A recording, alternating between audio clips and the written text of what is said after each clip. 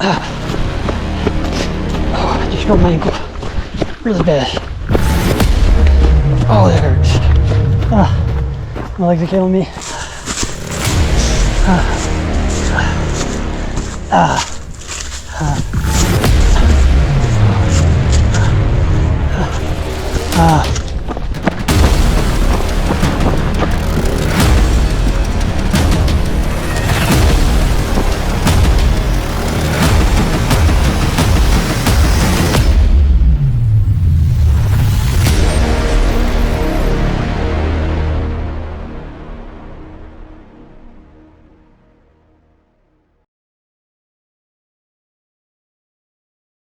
I started running back in January of 2024.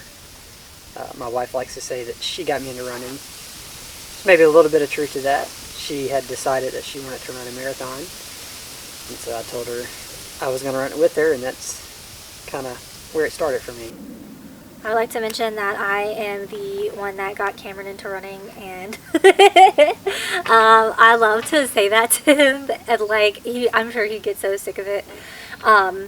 But truthfully, yeah, I brought his attention to how much fun this could be, sure, but it's really Cameron that has the drive and the talent and the discipline to chase after these things. He could have just been like, yeah, whatever, I did it. I did a marathon, cool, and been done with it. But he really found a love for it, just like I did, and it's been really cool to have this sport to do together. After we ran the first marathon, we were training for a second one. And during that process of training, I decided I wanted to run an ultra marathon. And so I signed up for the Heartbreaker 50 miler, put on by Tanawa Adventures, the same people that put on the Looking Glass 100K. And that was my first ultra marathon. And it was probably a few weeks after that that I guess was a little bit disappointed in my effort. You know, I'm someone who tends to be, I guess, more driven. I want to always give my best effort, and I'm not as competitive, I feel like, as I used to be in terms with other people. I'm more probably competitive with myself now, and analyzing the effort that I gave. Did I give my best effort? And I was looking back on the 50 miler and kind of decided that, you know, that wasn't my best effort. I kind of gave in to the pain a little bit, probably walked more than I should have. And so, you know, I wanted to run another ultra and see what I could do if I went all in on it. And so, the Looking Glass 100K, it's, you know, a beautiful course. It's in Pisgah National Forest. It goes over the Balds, the original course, with some beautiful views. And I love hiking in the mountains. Love, you know, getting to a summit and seeing the view. And so, you know, just looked like a cool race altogether. Again, it was with Tanawa Adventure, so I knew the race environment, the race director was going to put on a good race, and so I signed up for the Looking Glass 100K in May. So, you know, in July I put out the goal that my goal was to win the race. I knew that was going to push me to give my best effort, because that's really what I wanted to do with this ultra, was to see what I could do if I were to go all in. I think one of the things I really realized when Cameron was training, we came up here to the area where the race was about 2 weeks before the race, so that he could show me where the aid stations are, and he would run some of the trails that he was going to be running on, just to like test it out. And one of the things I was thinking about as I was driving around to meet him in different spots was, you kind of have to be selfish in a sense to meet some of these outstanding goals. It does require an amount of selfishness, if you want to call it that, and it requires a give and take of each other. And that's with really anything in life. If you love your partner and you want them to succeed, you have to let them be selfish, or let them pursue that goal.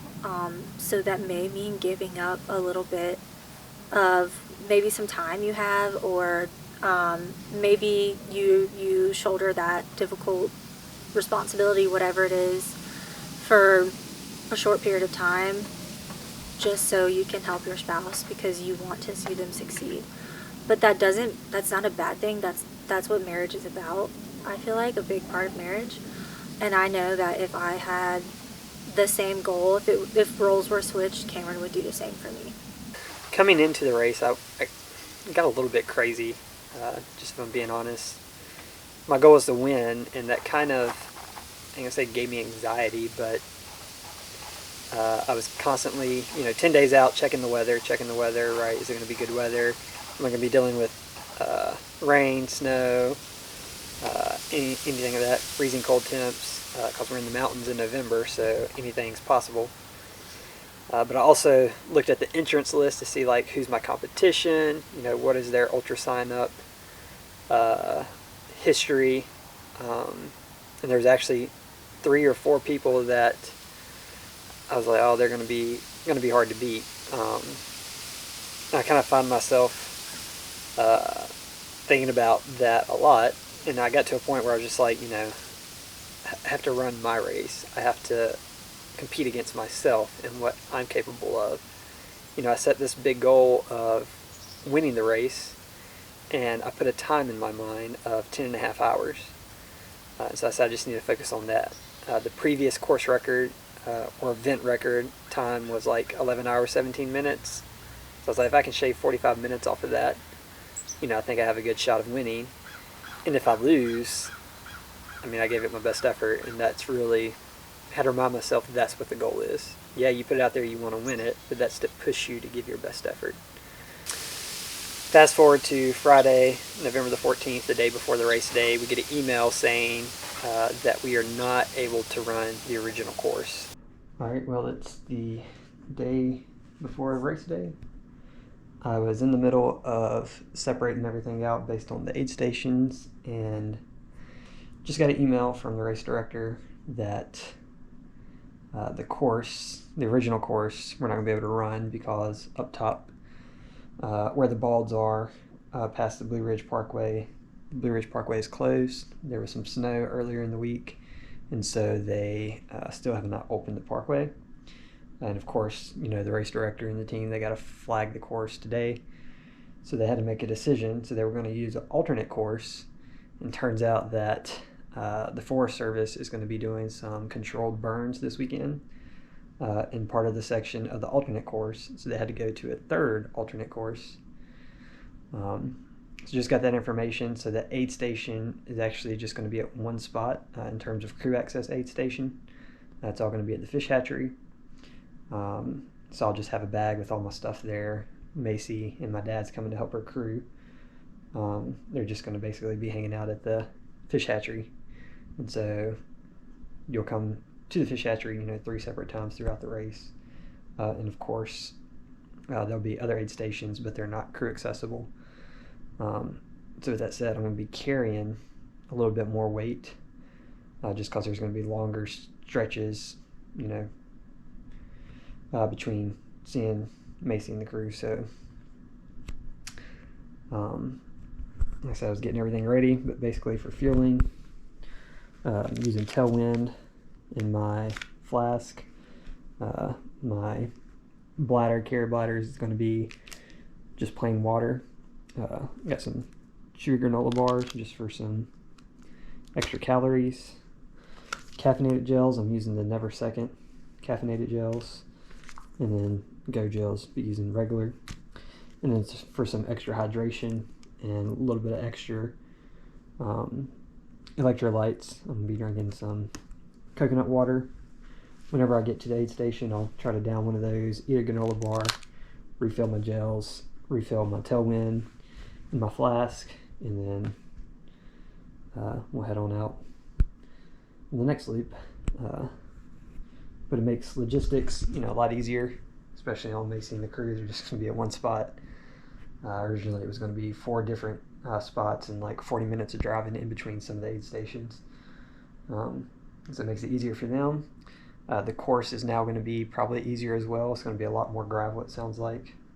Running on gravel roads. Looks like it's about 1,000 foot of elevation less than the original course. So my original time goal was around 10.5 hours. And so now I've bumped that down to right around 10 hours. So hopefully on those gravel sections, anything, downhill, I should be able to make really good time, really good pace. But that's how it goes. Things are unpredictable. They require certain gear in your pack, so they require a warm hat and gloves. So I got mittens there, a bivy, so this is the SOL bivy. Of course, you're gonna have a headlamp, but they require you to have a backup or extra batteries. I carried both just in case. And then a rain jacket or some type of weatherproof jacket is required, so that's what that is. So all my hydration, all my fuel, and then all my required gear. And then of course I'll have trekking poles as well. So we're getting ready. We're getting ready to leave and go to the packet pickup and pick up our bib and everything for tomorrow. It's an early start, so that's why I get everything ready the night before. Basically wake up, eat a little something, and hit the road. It's about a 45-minute drive from where we're staying, so it's going to be a very early morning. We're going to go pick up these packets, get some food, and then hopefully come back and go to bed. So I'm excited for race day tomorrow. We'll see what we do. Learning about the course change the day before the race, because I wasn't running it, it was almost funny, because it had changed. This was the second change, so we're on a third course. But I could tell that it was a little bit difficult for Cameron because he had mapped it out. He had note cards telling us what he needed at each station, or what he thinks he might need. And then having the course change, I could tell that it kind of, I wouldn't say rocked him, but I could tell it changed him a little bit. Not that it made him any worse. I don't think he let it really affect him, but I could tell that it did change my role as crewing, because I ended up staying in one place or meeting him at the same place every time. So those note cards were no good. And that was a little bit difficult, but that's part of life, is just adjusting. So we weren't going to be able to go up past the parkway due to the Blue Ridge Parkway still being closed due to the snow and inclement weather previously in the week. So that was a little disappointing. The thing that got to me, I guess, was figuring out what I needed, because I didn't really know at that point, based on the crew access points being further away. And the way it worked, we came to this one point 3 different times, so that was the crew aid station. They was all at the same spot, so it really simplified the logistics for the crew, but again made it a little harder for what I needed to carry. So fast forward to race day morning, had to get up at 1:45. It's a 4 a.m. start, race start. Where we were staying was about 45 minutes from where the race started at. Wanted to get there around 3:15, have plenty of time to check in, do a gear check, things like that. So it was an early start, but we got there at the race, plenty of time, and it was smoky there at the race start. 117? 117. There we go. Cameron. Yes. All right. Do you need a Velcro? Yes, please. Sick. Okay. Just make sure you keep it up here so we can read, okay? Thank you. Thank you. It was actually the air quality index was not above unsafe, but it was unsafe for high-risk individuals. So the race director had announced that before the race started. If you're a high-risk individual for air quality, you probably don't want to run, just because of that prescribed burn the day before by the Forest Service. Some of the smoke had settled in some of the low areas there where the race started. The unsafe margin is at 150, so we're under that 150, but this is a unsafe for sensitive groups. So if you fall into one of those sensitive groups, you should probably go ahead and pull yourself out of the race. Like I said, I was actually locked in, I feel like, on race morning. Like I said, I kind of settled it. I'm racing against myself. I want to execute my plan. Kind of knew where I could run, where I needed to conserve. And my plan going into it was to start racing at mile 41, because that kind of starts a downhill section of a lot of runnable stuff, and then the last 10 miles that you have to do twice. So you had to do the first 10 miles twice. One of my favorite parts of going to ultra races is the excitement and the energy around when the gun, or in this case the banjo, sounds and the runners take off.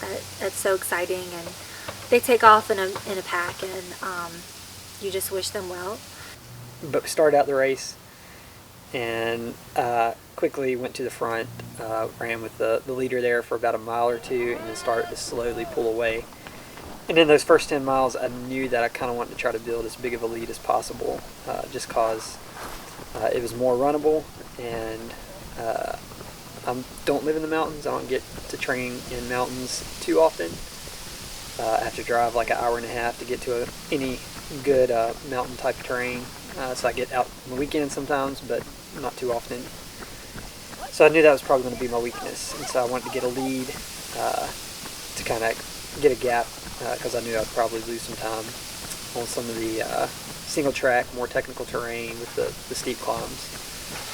But running up the forest road there, it's a steady incline, but I was able to maintain 8:30. I think I ran a 7:45 on mile 3, and got out on a little bit of a lead, and then it gets on the Art Loeb Trail, and that's some single track technical terrain, and it's climbing, and the light that I had was not good. That was one takeaway, was I need to invest in some better lights, possibly one of those like strap-on lights that you strap on the front of you. But I'm walking up this climb. I say again, it's kind of hard to run. You can't see the rocks and roots in the dark with the light that I had on. And so second place catches me on that section, and they have really good lights. And so they pass me, and I kind of just get in behind them. You know, we talked a little bit, conversate a little bit, but I kind of let them pace me through that section with their lights. And then we get out of that section about mile 6 or so, and it turns back to like a forestry road. And I knew, because I had ran it previously, that it was steady decline. So I wanted to run that section. And so I think I ran like 3 or 4 of those miles in the 6-minute mile mark. Anywhere between 6:15, 6:45, I think, was my pace through that section. And that's where, like I said, I wanted to get out in the lead. Crew for Cameron, I really enjoy it because I enjoy the sports of running, ultra running, marathons, things like that. So to me, it's exciting and a lot of fun, and a great way for me to participate and support him in these goals that he has. Fast forward to the aid station. Get there at the first aid station. This is a crew. It's at the fish hatchery, and find Macy and Dad. Spent a little bit more time there than I thought I was going to, just because I asked Macy to get my backup light out to see if it was going to be brighter. I put the batteries in backwards just so the light doesn't turn on when you're running and the batteries drain, and then if you need it for some reason, you can't use it because the batteries are out. So I'm telling her, like, you need to switch the batteries around, so she's messing with that, grabbing my gels, replacing both my flask. We get that situated, and then I start to take off, and Macy is like, oh, your trekking poles, because I had not used them in that first section, because there wasn't really any big climbs that I needed it on, but this next section was going to have the toughest climbs. So thankfully to her, she reminded me to grab my trekking poles. So he came in. One thing I did not anticipate was him asking me to turn the batteries around in the pack that had his headlamp in it. You turn the battery so it doesn't turn on by itself, you know, clicking around. I was not anticipating to do that, and I think my fingers were shaking as I was trying to move really quickly. But it's fine. He got in and out in a decent amount of time. I mean, he won. So we did pretty good, and he almost left his trekking poles, and I stopped him, and that's exactly what a crew member should be doing for their runner. Just have everything ready. They don't need to focus really on anything except their race and their next move and things like that. So we get out of that aid station, again, running in the dark. It's just kind of some single track, kind of some rolling terrain. I think I tripped and fell once in that section on a route. I lost my balance trying to jump over a creek and landed in the creek, got both my feet soaking wet. But made it through that section still in the lead. Made it to the second aid station, didn't need to stop there. Was still good, that was mile 14.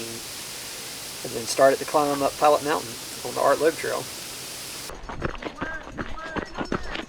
117. What do you need? I'm good. Yes, sir. Get after it. Thank you. Get about it, get about it.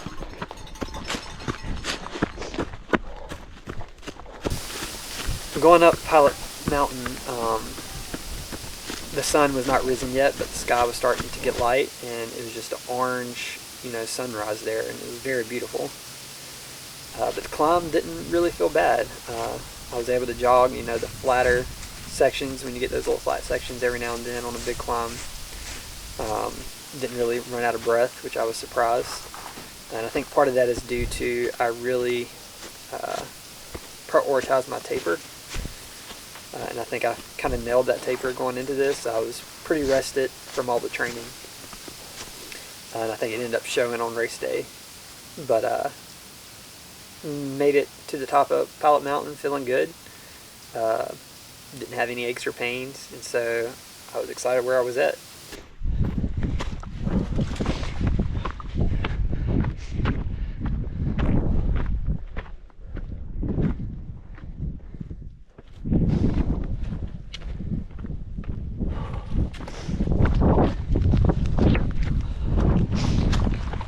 Well, that's the biggest climb of the day. Knocked out before the sun's up. So right now I feel like I'm doing really good. Currently in first. No idea how far ahead I am. Pretty much just power hiked that whole climb. So probably lost some ground for those who are a little better in the mountain, but feeling good. Got this steep descent. Pushed hard on the first 10 miles. Feel like I got a decent lead from the front runners, just because I know climbing tends to be my weakness, and with the course change and a lot of it being gravel, I run a lot of road and a lot of gravel, more than I do actual trail. So I feel like the back half is gonna be my strongest point. So feeling good where I'm at. Legs feel really good actually. So we're gonna keep hammering out these miles as best we can and just see what the day unfolds. Beautiful morning. It's a little cool, perfect running weather. So just trying to enjoy the day.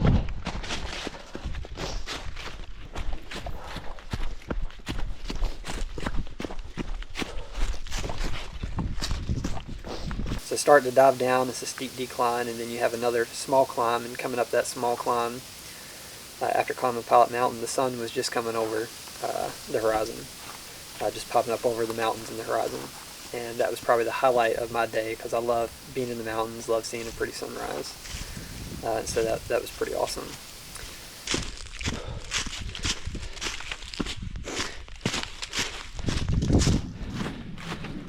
Gorgeous sunrise. I don't think the camera's doing it justice how pretty that is.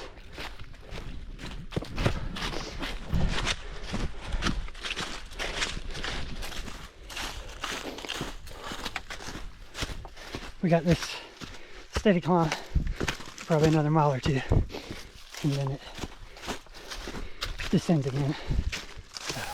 But we get to the end of that little section, and this is where it's the section that I was not familiar with. And it's called Farlow Gap, but it dives down off of this ridge line that we're on.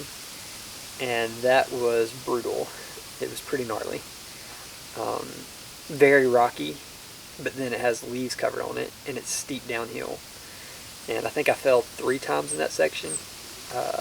You would step on, a rock that had leaves on it, and your feet would just slip, and you just kind of slide down these rocks. Yeah, it was pretty nasty. But made it through that section. Legs hurt a little bit. Had a couple bruises, a couple scrapes on my legs, but nothing too bad. And actually, one of the other runners fell there and cut their side pretty bad. I think they had to get stitches the next day. And then another runner dislocated their shoulder in that section. That was 2 of the other injuries that I heard about in that section. I'm not sure. I'm sure there were other people that fell and got hurt, but that was a pretty brutal section. But then it kind of leveled out after a couple of miles.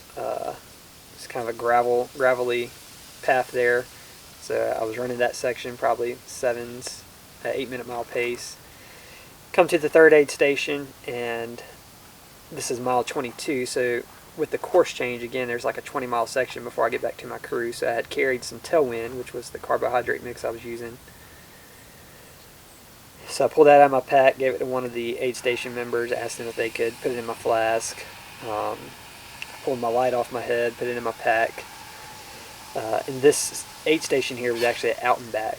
So coming down the course, you have to go to this aid station, then you go back to where you broke off of and keep going. And it was maybe a 1/10 of a mile, so about 2/10 of a mile total, going there and back. And my goal was to get back before I saw second place, to have like a 1/4 of a mile lead. But right where I get back to where that turns off, second place was right there. And so I only had probably, a 2-3 minute lead max. And this next section was a steady uphill on like a forestry road, a Forest Service road. And so I knew with second place being right there, I had to kind of push it. I said I don't want to push too hard, but I don't want to walk any of this. I think I did end up actually walking a little bit of it, just because it was a little bit steeper at some sections. But got through that pretty good, and then it gets to another single track with a steeper climb. When I got to the top of that, because I hiked quite a bit of that, I got to the top, it kind of curves back pretty sharp to where you can see the trail you just came up. And second place was like right there. 30 seconds behind Max. And so I just kept calm, because again, my strategy was to not start racing until mile 41. But I knew, that section there I was familiar with, and it was pretty easy, mostly downhill, some level, a little bit of rolling hill. So I said, just stay at a steady pace, 8-9 minute miles, maybe some 7s on the downhill section, but just slow, steady pace. And so was able to do that, fully expecting second place. If they came up that climb that fast and caught me, then they're probably feeling pretty good. But I was running, 4 or 5 miles later, hadn't got past yet. There was another aid station there at mile 28, didn't need to stop, kept going. Made it to, I can't remember the name of that trail, Camp Creek Trail or something like that, but I was running that, it's some single track technical terrain, and rolled my ankle. Wasn't too bad, it hurt a little bit, but easily ran it off, after a couple of steps, was fine. Made it about another half mile to a mile, rolled my ankle again, and that hurt. Honestly, in that moment, I thought, is my day over? Am I going to have to DNF? Oh, I just rolled my ankle really bad. Oh, that hurts. Hoping I can run it off. It's the second time I've rolled it though. That one was bad. Oh. I'm gonna have to slow down on this technical. I hate running in these leaves. Can't see the roots of the rocks. Oh.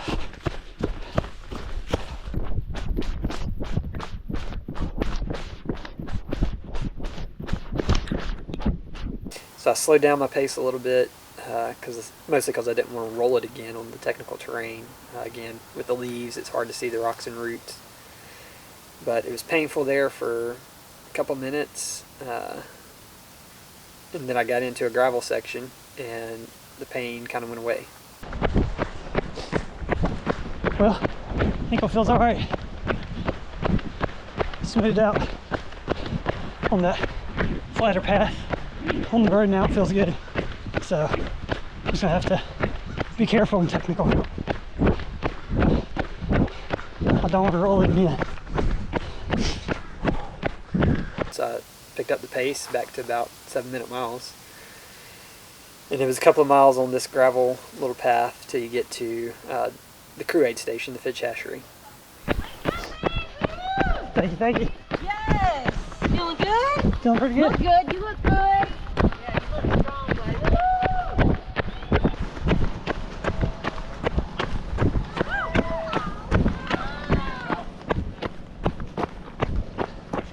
And so I came to the aid station, they were like, what do you need? And I think I said, I need my crew. They're supposed to be here somewhere. But I didn't want to go try to find them, so I pulled out the other pack of tailwind I had, was giving that to the crew member. At that point, my dad had seen me, so they were coming over. I told them I need my bag because I wanted to switch out my hat. I was wearing like a toboggan. So Macy runs back, or my dad runs back to get the bag. The second time, we should have met him at the aid station, and that is something that we'll have future knowledge of, is just go to the aid station. So we ended up not being right at the aid station. We were in the car near the aid station, and we were waiting for him, and he was a little bit later than his projected time, and we didn't know what direction he was coming in from. The first time we met him, he was coming from the back of the parking lot, and this time we didn't know where he was coming out from. And so my father-in-law, Dale, he went to go ask. And about that time, Cameron started coming down the road, and so I grabbed his bag and the stuff I had set out for him, his coconut water, his gels, his granola bar, and was running up to the aid station for him. I had to use the bathroom, so I told Macy, like, switch out my flask. I need a couple of gels. Use the bathroom, get out. Dad has my bag there. It's kind of a hectic aid station. But I wanted to get in and out before second place got there. Again, when they caught me at the top, I said I'm not going to look back. So they never caught me in that section, but I didn't know how close they were still. But was able to get everything. I plugged in my headphone because I had a climb coming up. It was the halfway point. And then took off. Never saw second place. So you have this climb. This is the out and back section. You have to climb this gravel road for like 4 or 5 miles. Then it gets to some leveler, rolling stuff, and then you get to another gravel road and you climb it again. But I knew that was going to be tough, and so I'm walking up this steep incline, or somewhat steep incline, and I'm drinking my coconut water, eating a granola bar, telling myself, just take a few minutes here, recoup, because my legs were tired at that point. They were hurting going up that hill, and my shoe was not untied, but it had come a little bit loose, so I stopped, tied both my shoes, and on my headphones I had Schaefer Undeniable, and I said while I was tying my shoe, like, as soon as you finish tying the shoe, you gotta go. And so I took off running up the hill. I think I was doing 8-9 minute miles for the rest of the way up that hill, which was faster than I planned. I'd planned on around a 10-minute average. And then once I got to the top, I was able to do a few 7-minute miles, I believe. But going up this out and back, I knew I would see the other runners coming back down if they didn't pass me on the way up. So I get up to the aid station, fill up one of my flasks with water, down 3 little cups of Coke, and then took off. And again, this is where I said I want to start racing. So take off down the hill. Again, there's like this half mile or so of gravel. I said if I can get through that before I see them, I know I'm about a mile ahead. Sure enough, I get back to the Forest Service Street Road there and hadn't seen the second place runner. Go maybe another quarter mile and there he is. So I know I got like a mile and a quarter. He was actually walking, whereas I was running when I passed him, so I felt like, okay, that's a good sign. And so you go through that little rolling section, walked a little bit, ran some, and then it gets to where it levels out on top there, and I just took off running. So I had about 6 miles down, hit the gravel, hit the steady downhill gravel section there, and again was doing sub 7-minute miles, I believe, in that section. And that hurt, because at that point, I mean, you're 40 some miles in, your legs hurt. Especially my quads coming downhill like that, running at a fast pace. But I knew I couldn't stop. Again, that was the section that I said I had to run this. Right, this is where I can possibly build a lead. Again, I felt like that was my strong suit, not someone that runs in the mountains a lot. So running this gravel road, get down to the aid station, again, the fish hatchery where Macy's at. The last time we met him at the aid station, I was there earlier, just because I was so scared that I would miss him, and I was only there for like 30 minutes maybe, and Cameron came running in, and he was in first, and he was much faster than he should have been, than his projected time anyway.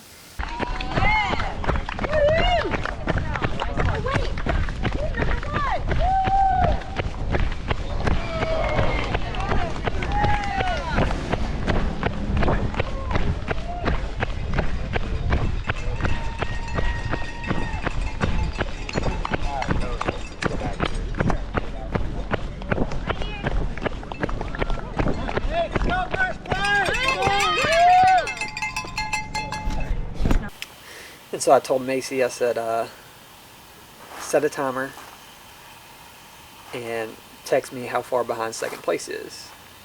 And I said, if you're here for 20 minutes and you still haven't seen second place, you can, leave, meet me at the finish, and just say you're 20 minutes ahead. You either stay here for 20 minutes or till second place gets here. Got it. And then just text me. Okay. Thank you. Good job.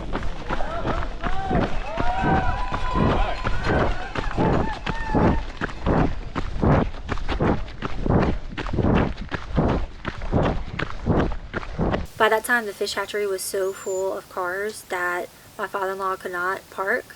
He had to just drop me off and drive somewhere else. And he went to go get a biscuit, get some lunch, a sandwich, and I was sitting there, and I couldn't contact him. I didn't have any service. So Cameron has come and gone, and I'm waiting, and I can't contact him. He has no idea that Cameron has already come and gone. At this point, Cameron only has 10 miles left, and he's basically done, and I knew for sure he was going to win then. And I was waiting, and I thought, man, is Cameron going to beat me and my father-in-law to the finish line? But he didn't. My father-in-law showed up just in time, and I threw everything in the car, and I was like, let's go. He's gonna win, and if we're not there in time, he could cross the finish line. But we had about 35 minutes before Cameron came running in. That was my lowest point of the race. Coming down that gravel section, running, sub 7 miles, 40 miles into the race, my legs were toast. My legs are killing me. Burned them on the downhill. We got the last 8.5 miles to go. Probably 5 of them, 5.5 is uphill. My legs are killing me. Jogging some, walking some. Don't know how big of a lead I got. But if second and third's fresh, or fresher than me, they're gonna have a shot at catching me. Trying to dig deep, see what we're made of. But just losing breath quickly too on this uphill. But on pace to do sub 10 hours, which was like a number 2 goal. Actually 10:30 was my time goal. So if I can beat 10 hours, be super happy with that as well, regardless of position. But the goal is to win it. That's what we're going to try to do. So trying to dig deep.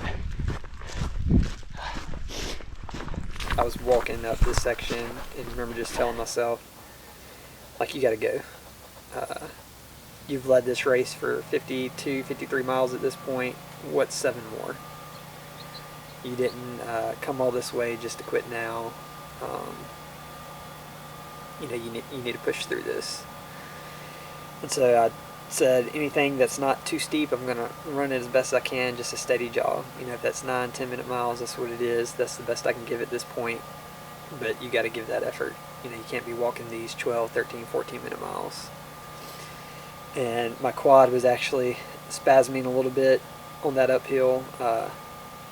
My hamstrings were tight. I was able to push through. Got to the top of that forestry road, that steady climb, and then you hit that Art Loeb section again. And it's kind of a downhill flat section for a mile or so. And coming down that section, again, my legs were super tight at this point, and I kind of caught my left foot under a root, and I felt a little pull in my hamstring, but not too bad. But at that point, I was kind of like, I need to be smart here and not push too hard to where my feet are just tripping over rocks and roots, because I could have easily pulled something in that section, I believe, just because that's how tight my legs were. But made it through. Got to the top of that section, and right when I got to the top, was getting ready to come down, is when I got Macy's text, and she said, was there for 20 minutes, never saw second, you're more than 20 minutes ahead.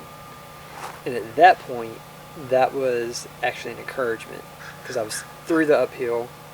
I had like these 2.5, 3 miles downhill to the finish line, and that actually put energy into me at that point, because I was like, proud of myself, I guess, at that point. You know, I built this lead, I managed to push through that hard section, and I took off again downhill, doing about 8-minute miles. I think I maybe did sub 8, like 7:30s or something. But get down, and then they loop you around back behind where the race start finish line is, and there's a little bit of a climb there that was rough. Was not happy about that little loop that they put in, because at that point I was just done in terms of my legs.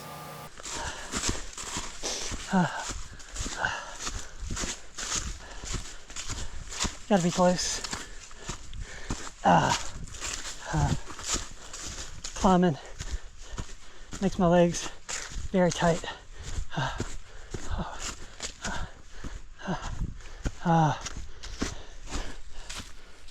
We get to the top of that, legs feeling very tight, but still able to run. You know, not fast, but 8, 9, 10-minute miles. And yeah, it levels out there once you get to the top of that little climb, and it was about a half mile to the finish line, and just took off.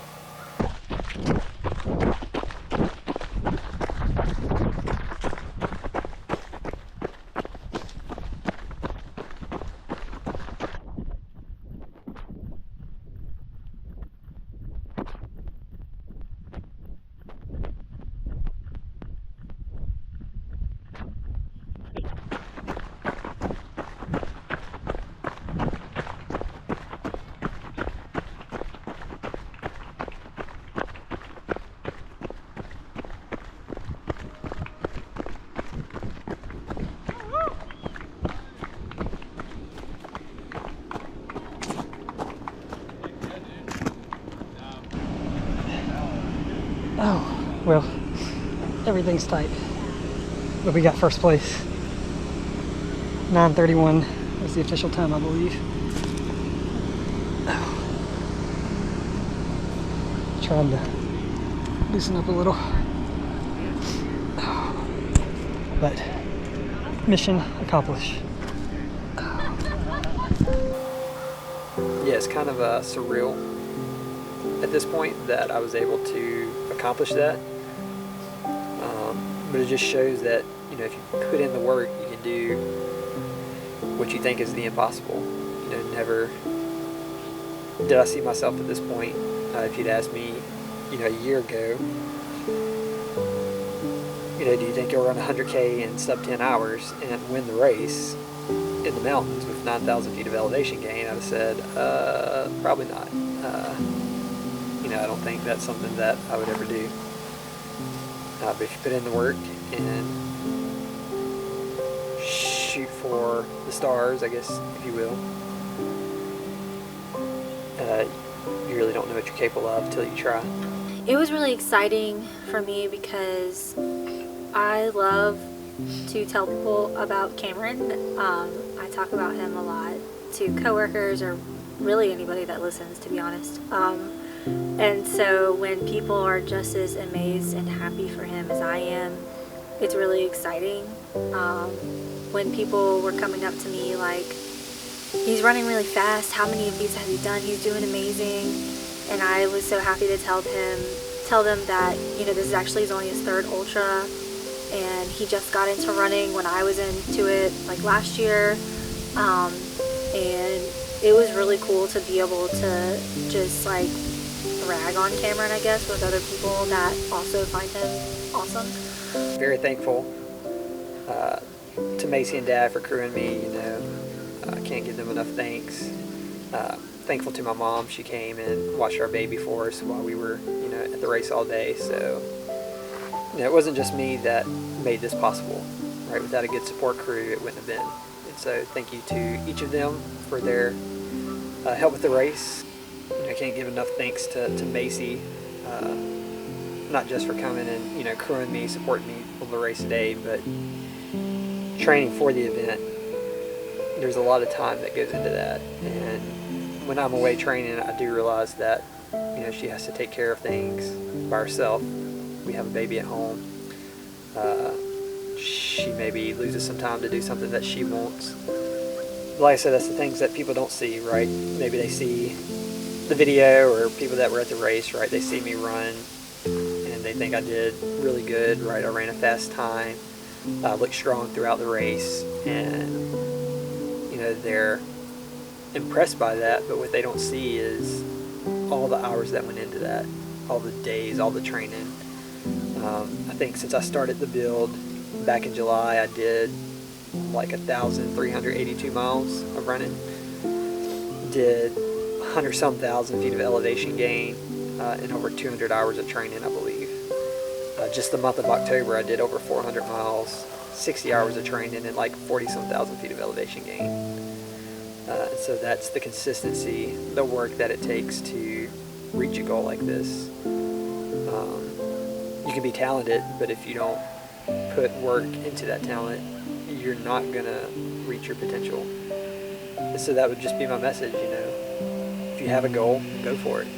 Put in the work, because you never know what's possible. And yeah, I mean, this isn't it for me. Hopefully this is a stepping stone to greater things to come. Seeing what I'm capable of, right, is encouraging. So, you know, next on the books for me, I've done a 50 miler, done 100K.